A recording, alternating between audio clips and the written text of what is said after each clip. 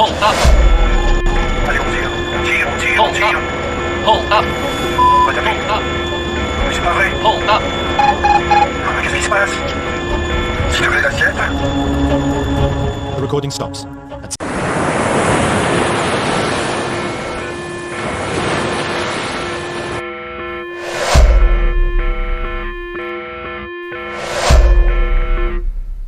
Black box plane crash की गवाही देगा या सच हमेशा के लिए दफन हो जाएगा?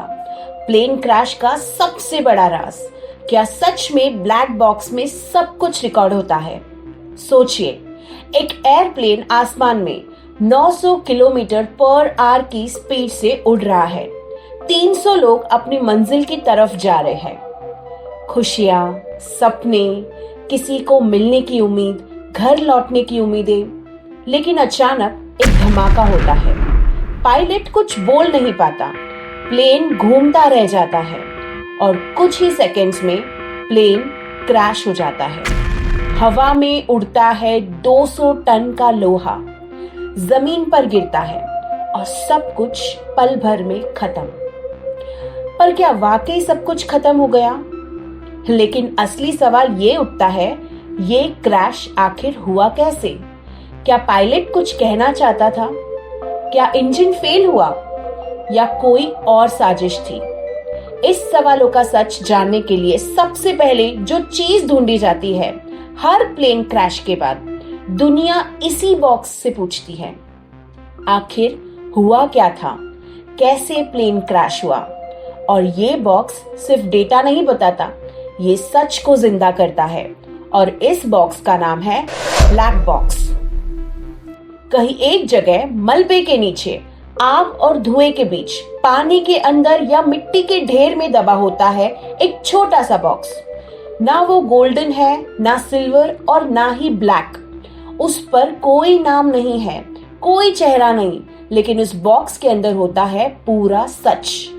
क्या होता है ये ब्लैक बॉक्स? ये प्लेन के अंदर का कौन सा राज खोलता है? और क्या इसके बिना कभी किसी प्लेन क्रैश का सच में, सही में कैसे क्रैश हुआ ये समझ आया है? आज हम ब्लैक बॉक्स को पूरी तरह से जानेंगे, समझेंगे इसका साइंस, इसका सच और इसका सबसे बड़ा इम्पैक्ट। तो वीडियो को अंत तक जरूर देखना, क्योंकि प्लेन गिरता है, लोग छोड़ जाते हैं, लेकिन ब्लैक बॉक्स सच्चाई की गवाही दे के ही जाता है। सबसे पहले क्लियर कर दे, ब्लैक बॉक्स का रंग ब्लैक नहीं होता। ये होता है ब्राइट ऑरेंज या फ्लोरेसेंट रेड कलर का, ताकि क्रैश के बाद आसानी से ढूंढा जा सके। मिट्टी में, पानी में, जंगल में या समंदर के नीचे भी। भयंकर क्रैश में भी ब्लैक बॉक्स टूटता नहीं है। ब्लैक बॉक्स को बनाया जाता है फायर प्रूफ, वाटर प्रूफ और क्रश प्रूफ। ये बॉक्स समंदर के नीचे भी पिंक करता है और जंगल में गिरकर भी जिंदा होता है। इसमें होती है एक अंडर वाटर लोकेटर, बेकॉन, जो पानी में गिरते ही बीप करता है कि मैं जिंदा हूं, मुझे ढूंढो। ब्लैक बॉक्स बनाते वक्त इस पर एक्सट्रीम टेस्ट किए जाते हैं। 1100 डिग्री सेल्सियस तक की आग में जलाते हैं, समंदर के 20,000 फीट नीचे तक दबा कर रखते हैं, 3,400 ग्रेविटी फोर्स तक का झटका दिया जाता है और फिर भी इसका डेटा सेफ रहता है। अब जानते हैं ये ब्लैक बॉक्स आखिर काम कैसे करता है। प्लेन के अंदर सेंसर्स लगे होते हैं। हर आखिरी मूवमेंट, हर आखिरी बटन प्रेस, हर आवाज ब्लैक बॉक्स तक पहुंचती है। ये सब कुछ डिजिटल सिग्नल्स में कन्वर्ट होकर स्टोर होता है एक क्रैश प्रूफ मेमोरी यूनिट में। तो फिर इस डेटा को डिकोड करने में आखिर कितना टाइम लगता है? देखिए, जब ब्लैक बॉक्स मिल जाता है तो उसमें से डेटा को एक्सट्रैक्ट किया जाता है एक हाईटेक फॉरेंसिक लैब में। टाइम लगता है करीब करीब 2 दिन से लेकर 3 महीने तक।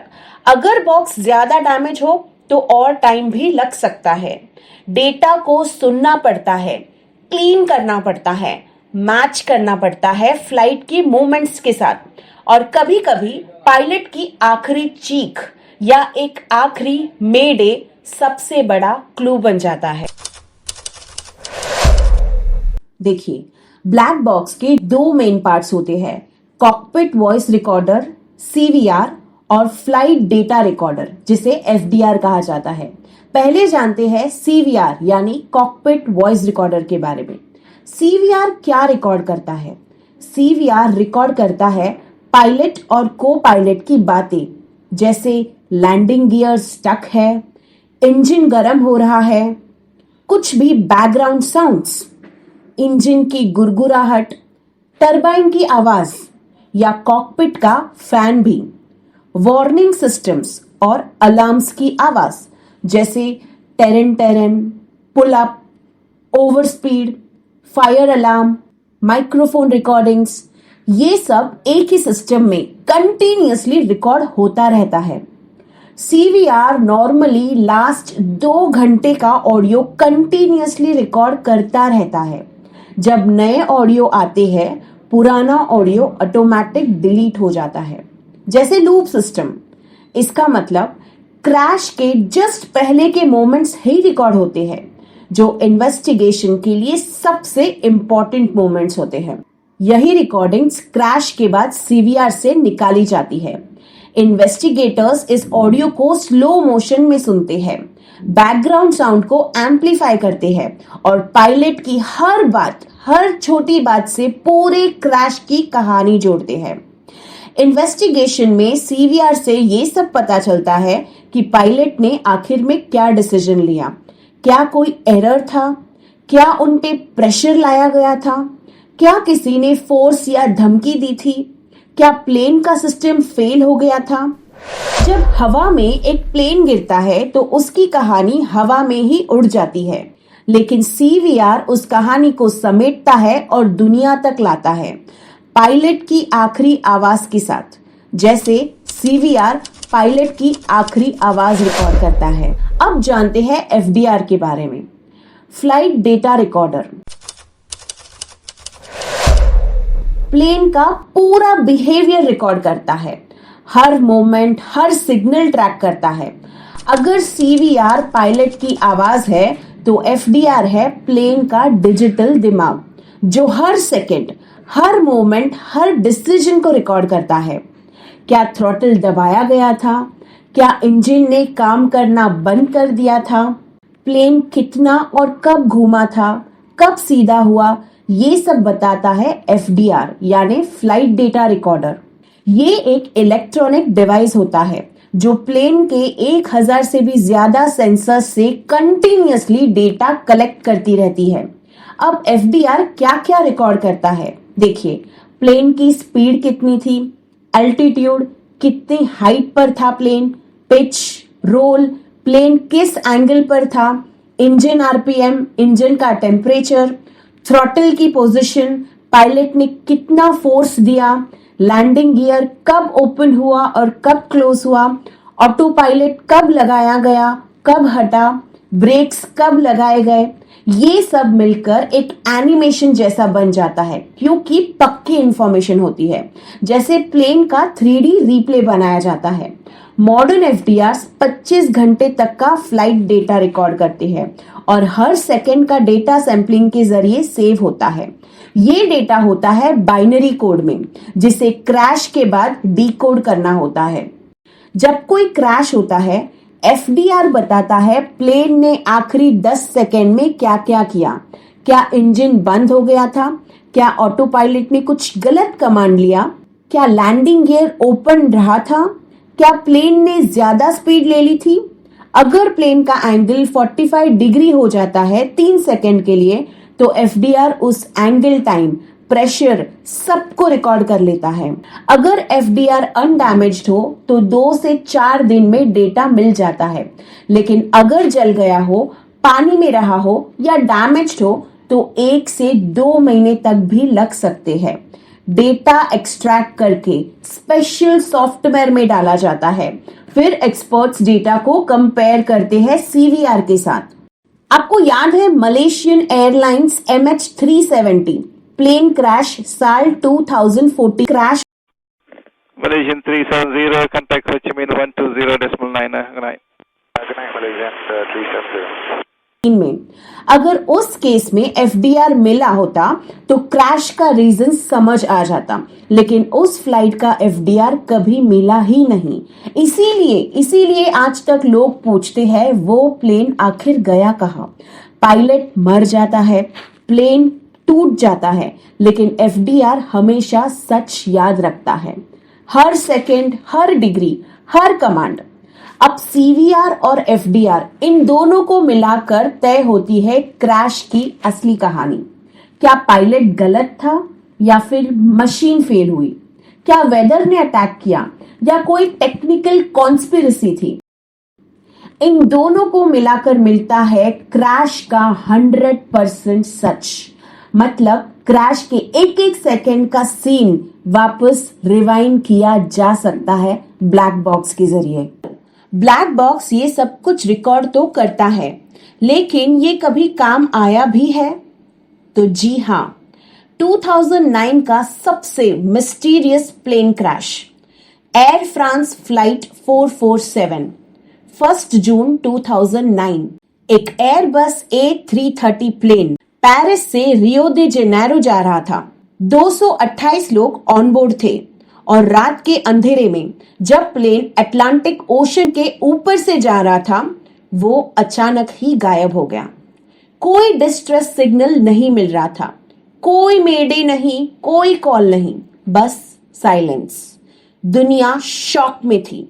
सर्च टीम्स ने समंदर को छान मारा, पर प्लेन का कोई भी हिस्सा नहीं मिला। ना बॉडी, ना विंग्स, ना ब्लैक बॉक्स, कुछ भी नहीं।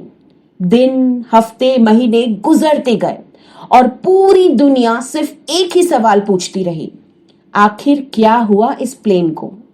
2 साल बाद 2011 में एक डीप सी रोबो ने समंदर के 13,000 फीट नीचे ब्लैक बॉक्स ढूंढ निकाला। 13,000 फीट यानी एक एवरेस्ट के बराबर की गहराई। सीवीआर ने कुछ बातें रिवील की जिससे ये पता लगा कि उस प्लेन का पायलट कंफ्यूज हो गया था।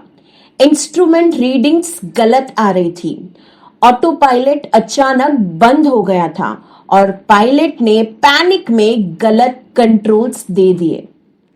प्लेन को ऊपर ले जाने की कोशिश की जबकि उसे नीचे ले जाना चाहिए था, और एफडीआर ने दिखाया कि प्लेन की स्पीड का सेंसर फ्रीज हो गया था और सिस्टम ने रॉन्ग रीडिंग्स दी थी। पायलट ने रिपीटेडली रॉन्ग इनपुट्स दिए, जिसकी वजह से प्लेन स्टॉल में चला गया, यानी हवा में ही रुक गया और फिर नीचे गिर गया। सभी 228 लोग मारे गए। ना कोई सर्वाइवर, ना विटनेस, सिर्फ ब्लैक बॉक्स ने सच बताया। अगर वो ब्लैक बॉक्स ना मिलता तो दुनिया आज भी इस प्लेन क्रैश को घोस्ट प्लेन के नाम से याद करती, लेकिन एक छोटी सी मशीन ने पायलट की आखिरी आवाज और प्लेन का असली राज समंदर के 13,000 फीट नीचे से ढूंढ निकाला। यही है ब्लैक बॉक्स का पावर।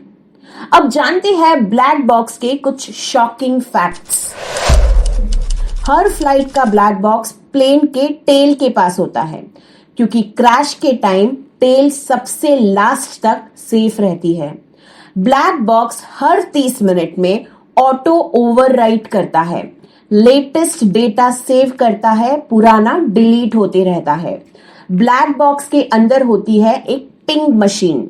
अगर वो समंदर में गिर भी जाता है तो 30 दिन तक बीप करता रहता है। आज हमने जाना कि एक छोटा सा डिब्बा जिसे हम ब्लैक बॉक्स कहते हैं, वो सिर्फ मशीन नहीं होती, वो होता है एक गवाह, एक सच्चाई का पिटारा जो कभी झूठ नहीं बोलता।